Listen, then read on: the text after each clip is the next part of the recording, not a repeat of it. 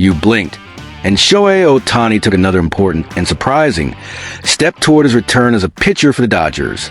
But hold on, his bullpen session last Saturday hides a detail that could change everything.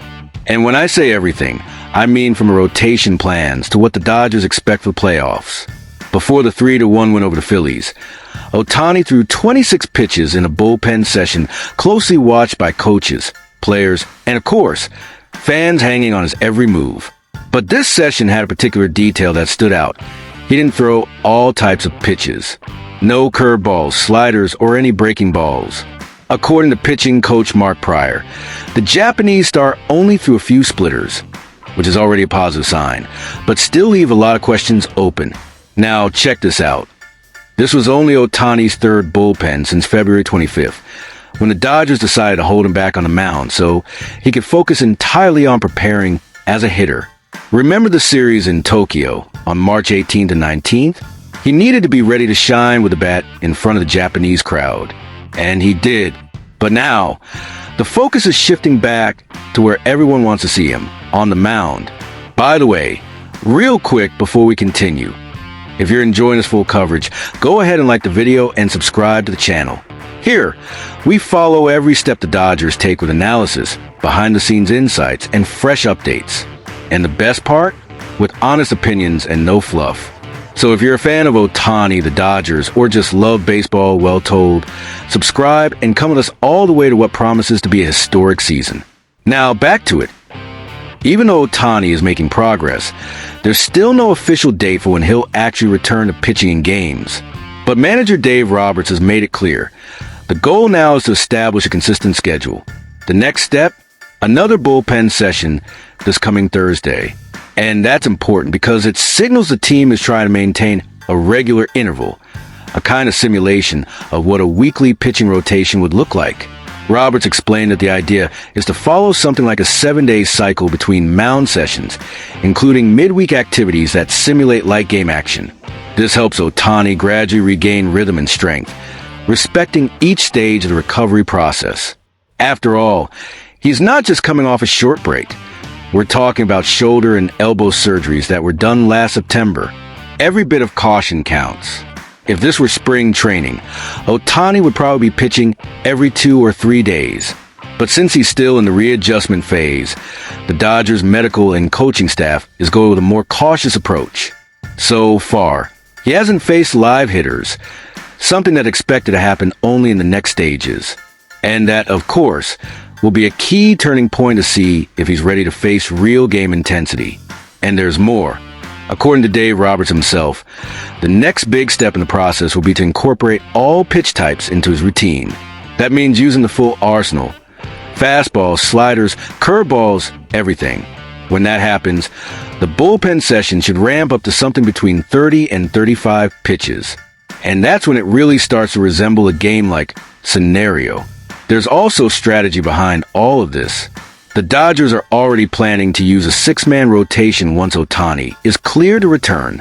That would give more recovery time between starts, especially for him, and help avoid overloading throughout the season. But the real goal is just one, to have a healthy and dominant Ohtani in the playoffs.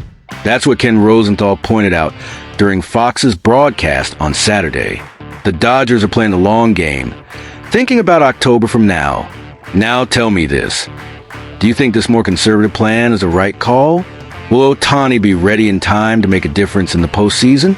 Or would it be better to pick up the pace and get him into games sooner? Drop your thoughts in the comments. I really want to know what you think. The Dodgers are one of the richest and most impressive histories in MLB, a true breeding ground for baseball legends at nearly every position. But there's one glaring gap that surprises even the most loyal fans: center field. Even with a star-studded roster, the Dodgers are facing serious problems at that position, and it could come at a high cost in 2025. Check this out. In the first 11 games of the season, Dodgers center fielders combined for a -0.1 WAR, according to Fangraphs. That's right, a negative value. And what does that mean? They rank 26th out of 30 teams in the league in that category. For a team with serious championship aspirations, that's a major red flag. And all eyes are on one name: Andy Pages, just 24 years old, who's been getting most of the opportunities in center field. The problem? He hasn't shown he's ready for the challenge. At the plate, Pages has just 4 hits in 34 plate appearances, with only 1 extra base hit. That alone would be concerning. But it gets worse. Defensively, he's made costly mistakes at crucial moments, including misplays that have hurt the team in key games. That's left fans frustrated and the coaching staff on high alert. But that's not all. This specific issue could expose a dangerous weakness in the Dodgers roster. And if a solution doesn't come soon, it could affect the team's performance in the most important games of the year. By the way, before we keep going, if you want to stay up to date with everything happening behind the scenes with the Dodgers, including rumors, trades, analysis, and full season coverage, be sure to like the video and subscribe to the channel. It really helps support our content and ensures you don't miss any major updates like this one. And if you enjoy the video, share it with that friend who also follows the Dodgers closely. Let's grow this community together. Now, back to the issue. Andy Pages still has a minor league option left, which means the Dodgers could simply send him down to AAA to regroup away from pressure. That's a viable solution. But some believe the Dodgers should go even further. Last Sunday, Athlon sports journalist John Conahan was straight to the point. He believed the team should move on from Pages entirely.